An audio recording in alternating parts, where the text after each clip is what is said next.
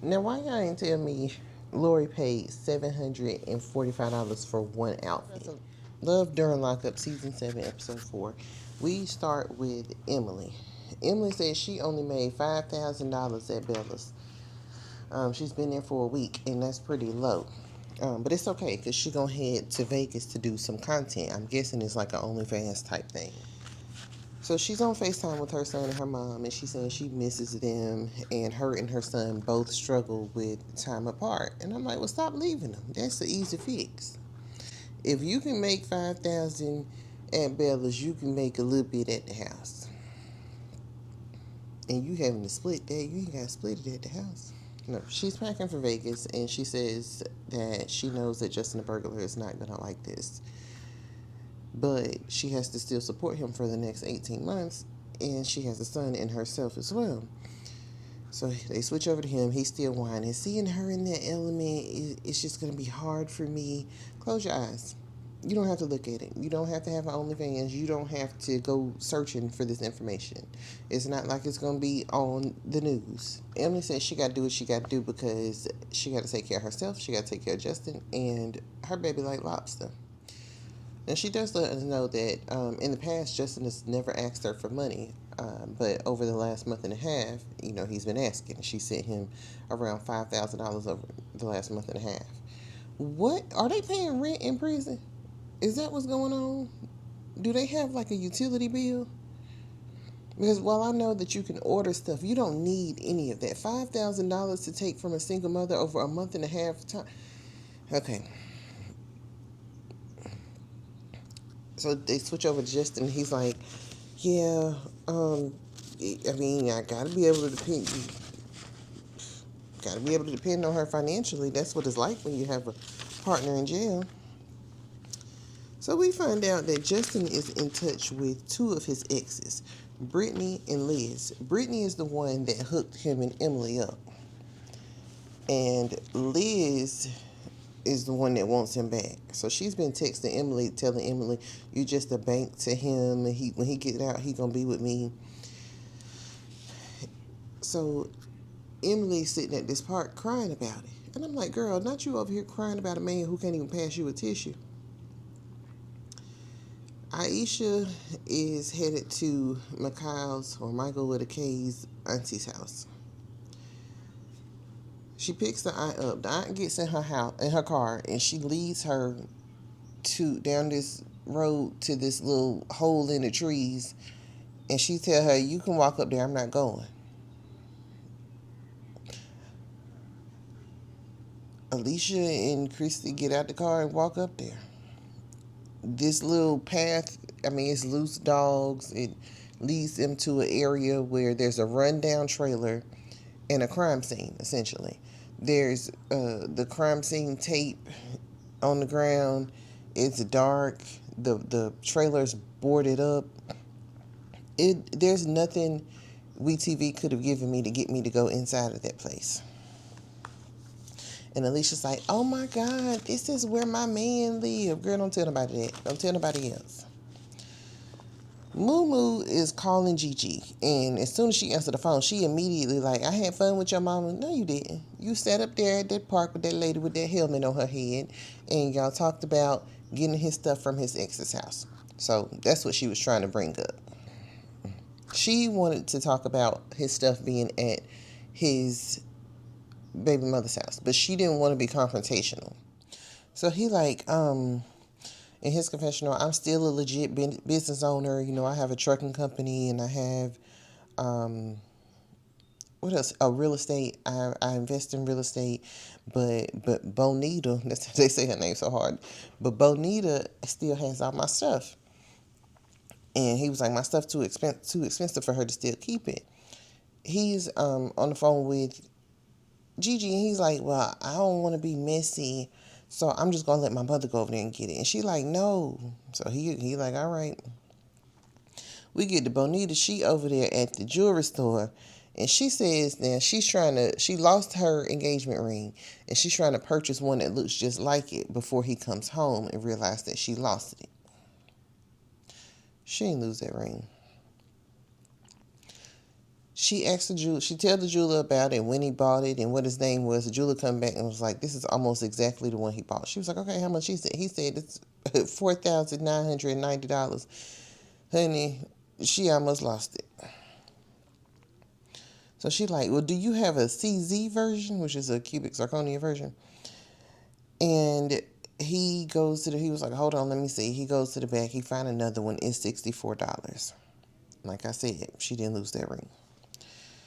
So she lets us know that, he was locked up. She became a single mother instantly, and the bills was due. So she sold $115,000 worth of his stuff. She didn't lose that ring. That was part of the $115,000 worth of stuff she sold. And I'm like, bitch, what kind of bills do you have where you got to sell $115,000? You weren't making them juices back then. Like, you didn't have any income of your own. He got locked up, so you didn't know what to do with your life. And then when you did decide to pack up and do something, you want to make juice outside. Moo says once he gets his stuff back, he don't have to talk to her no more unless it's about his child. And I'm like, what? So Gigi like, do your baby mamas know about our relationship? He's like, no, nobody knows. And she's like, wait a minute, because you just told me they knew.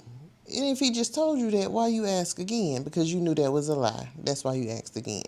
He like, well, I threw it out there. I might have mentioned it. And she's sitting up there with this dumb look on her face. And he like, yeah, the phone about to go off. I ain't hear that lady say you got one more minute. What you mean the phone about to go off? I have watched this show long enough to know that it's always this white lady that come on there and be like, you got one more minute remaining or something like that. I ain't hear her. He hurry up and hang up the phone. That's the thing about when you're talking to somebody in jail, especially when you arguing. They hang up on you. You can't call them back. You can't send them no long text message. You can't do nothing. So he hangs up the phone and Gigi's like, well, my kids' fathers know about our relationship. Yeah, because you told them. You out here claiming this nigga and he ain't claiming you. You claiming somebody that's not yours. This man engaged. You ain't do no research. Kaylee and her mom pull up on Angel at this restaurant. So Kaylee was like, yeah, Michael's about to get out in a couple of days and I need you guys to get along. And she looks at Angel and says, and you said you consider it, so I took that as a yes. Girl, Angel stuck her middle finger up at her. So it kind of gets awkward after that. So I guess that's why Lori got up and excused herself. She was like, you want a water? I'm going to get her some waters. Because that's probably all she can afford now that she done spent $745 on one outfit for somebody else's child. Well, he grown, but you know what I mean. Angel is like, so I'm supposed to get along with your mama after everything she did to you? That ain't got nothing to do with you, Angel. That lady's trying to change her life. You don't need to be sitting over here judging somebody. You mighty judgy for somebody with a failing as a son. The moms are throwing shots at each other left and right. And Lori's whole thing is, why aren't you there for your son? And Angel's like, I am there for him. But if you're going to decide to mess up your life, I'm not going to cater to you. I'm not doing nothing, I'm not doing an extra. Lori like, well, my daughter spent $42,000 on somebody who just needs ramen noodles. And she's struggling with her 4 kids. And Angel said, well, that's her mistake. That don't have nothing to do with me. So then they start going back and forth. So I'm going to do the back and forth. Lori. I got to go side to side. Lori. Well, I feel like I'm supporting your kid. Well, if you didn't steal all her money, maybe she would have some more money and be able to support him. Now, whatever happened in our past, we are working past that. Yeah, I swear I did not know she spent that money on one outfit. Because I'm trying to figure, both of y'all sitting up here looking thrown away. I'm trying to figure out, why are you trying to buy this man $1,000, essentially, because they ain't get no shoes, $1,000 outfit, and you're gonna be standing next to him in your little Walmart outfit, your little, what's Walmart brand? Hell, I don't know. He's gonna be standing beside you with a $745 outfit on, and you're gonna be standing next to him with a $17 outfit on. It's not adding up. She like, well, I want him to look good, and I understand that, but you need to look good too. You got a little work to do. You got to be able to put it on too. Where y'all going together while he's in a outfit over $700 and you sitting up here with a layered T-shirt on? That's not okay. That's not. And then you're struggling. You're calling your mom to help you with your kids, and you worried about getting this man a $740 outfit. And he in prison. He is dreaming. He got to get back to the real world. When he get out here and realize that $740 is what he gonna need to eat and take care of these kids, I digress.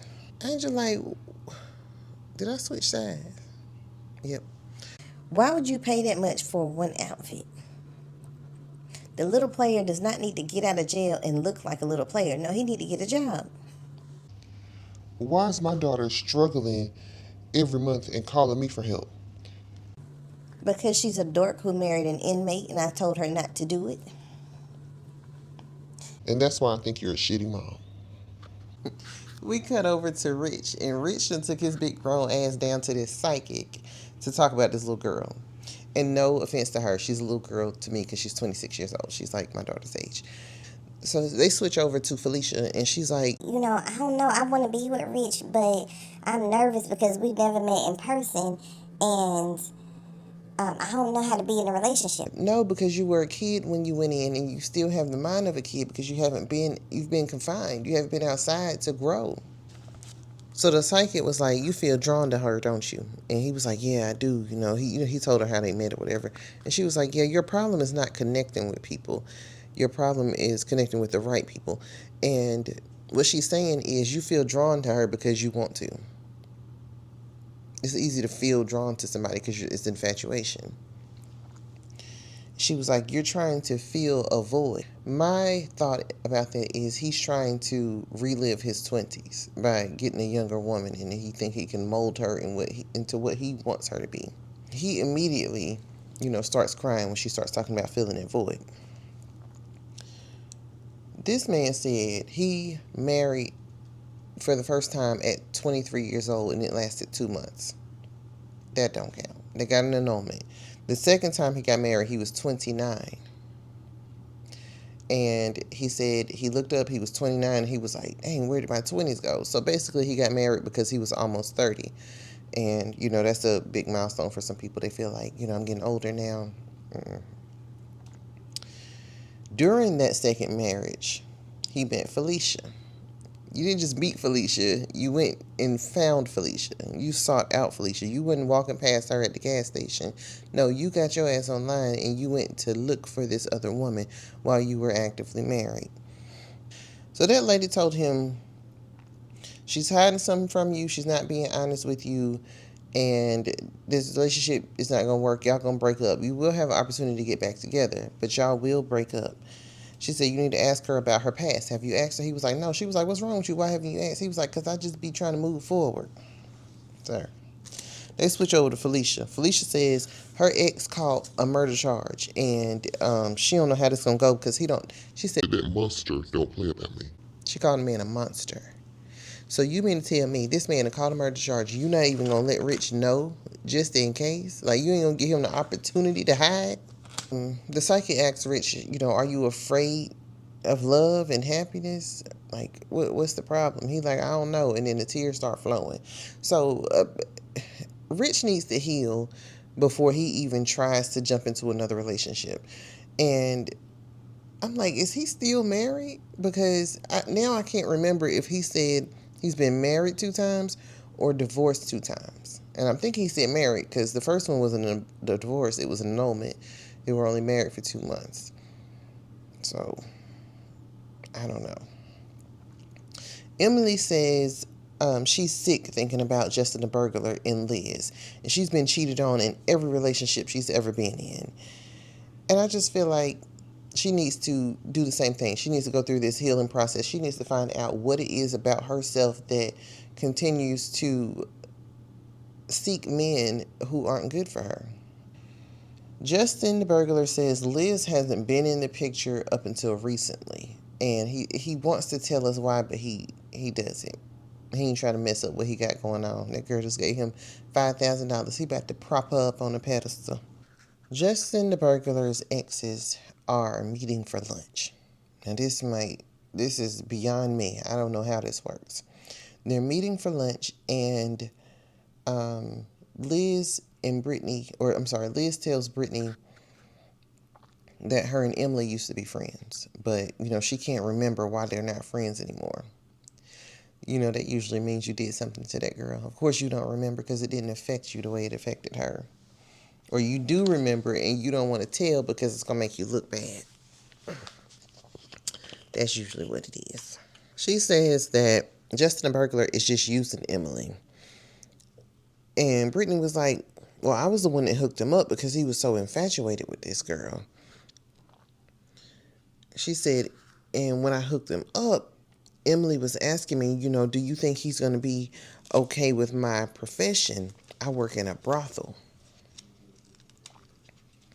And Brittany was like, I know he's not going to be able to accept, he says he can, but I know he's not going to be able to accept it because he likes what he likes. And when things don't go his way, I know how he acts. And Liz was like, yeah, because he likes what's his to be his, and she's everybody's. Girl, you ain't eat nothing with that. Justin the burglar calls Brittany while they're together, while she's with Liz. And Liz done snatched her phone out her hand, talking about, because I want to talk. She get on the phone and she like, what's the problem, whatever? You block me on everything. He was like, yeah, because you being messy and you in my business. Like, basically, you messing up what I got going on. She was like, yeah, because she's not in your best interest. Yeah, that's not how we use that. And he was like, well, I don't know what's in my best interest. It could be her. It could not be. She wants him. She wants to be with him. And he's giving her hope. And that is a deal breaker for me. You don't give a bitch hope. Aisha and Christy, they taking their dumbasses into this dungeon of a trailer. It looks like it's been raided. Just what they said. The cabinets are opening, the drawers are pulled out, there's clothes thrown, papers thrown everywhere. She said it smelled bad in there. It just looks nasty. They go snooping around or whatever. They find some paperwork and they take it. She was like, this looks like it's arrest papers. Open them. Shit, we ain't got time for this. Open them. What did it say? So she doesn't open the papers, and they pack everything into a trash bag. And they leave. They go back to the car. And Auntie is still sitting in the car, cute, waiting. And she's like, she hadn't been in there in 10 years. They get back to Auntie's house, and they're sitting on the porch talking or whatever. And Aisha's like, Mikhail's this, Mikhail that, Mikhail this, Mikhail that. Auntie was like, his mama named him Michael. I'm going to call him Michael. Oh, God. Aisha then works up the nerve, because it's like she had to work up the nerve to ask about his time. And the auntie let her know, we have something called the 3-time offender law. This was his 3rd time getting in trouble, so he has life. And Aisha was like, he has never said that to me. He has never told me he got life. And I think it's because he thinks if he tells me something that I don't like, I can just disappear. So Gigi's outside calling her friend, venting about Mumu lying to her or whatever, because she's the only one that, doesn't know Mumu full of shit. We get over to Benita. Benita need to sell something else, because I don't know. Benita's a pretty girl to me. I don't know what's disconnecting, though. There's definitely a disconnect, and I think it's the hair. And then she got on like a gym outfit with these kitten heels. I don't know. I didn't like it. I don't know. I don't know, but I love her accent. Well, all of their accents. So Benita's like, her plan, her goal is to get, what's his ass? Her plan is to get Mumu, when he get out, to get Mumu to buy her another ring. Then he won't even be thinking about the one that she lost. Mumu says he proposed to her in 2022. And she still believes that they're engaged because he hasn't told her anything different. Well, yeah, that's how that works. She would still believe that because, like you said. So Angel and Lori are still going at it, attacking each other's parenting. Angel like, I told her not to marry him. I told her not to get that tattoo on her ass. But she did it anyway. Lori, well, Kaylee, you can do whatever you want to do with your body. And that's the problem. You're overcompensating for being an addict. Because you should have told her, but that was stupid. Yes, her body, it was still stupid.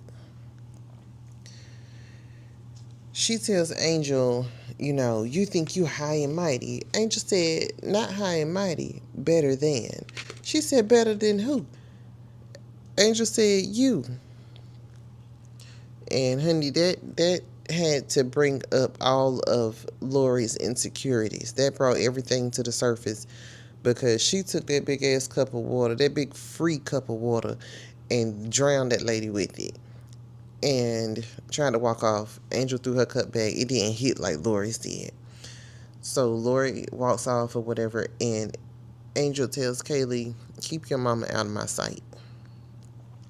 Kaylee starts apologizing. I'm sorry, I didn't know that would happen. I don't know. You brought two grown people together that didn't like each other. You knew they didn't like each other. And there's no need to apologize for your mama. Angel, she was deliberate. I ain't apologize for my mama. I'm sorry. My mama throw her water, I'm throwing my shit too. I don't know how to be any other way. And I'm not working on it. That was it, the episode. I will see y'all back here next week. Hopefully I get to see Monique. I don't like, it seems like they're leaving somebody out every week. Last week it was Gigi. This week it's Monique. I need my girls. I need to see everybody. I need to see what's going on. I need to know what Titus got going on. I need to know if he apologized. I need to know if Monique stuck to her guns and didn't talk to him. I need to know if Monique went to meet his family. I need to know if her sisters went back home. I just need to know stuff. Okay? Anyway, I think that was everybody. I don't feel like I missed anybody. That's it. That's all. I will see y'all next week. Like, comment, subscribe, do all the stuff.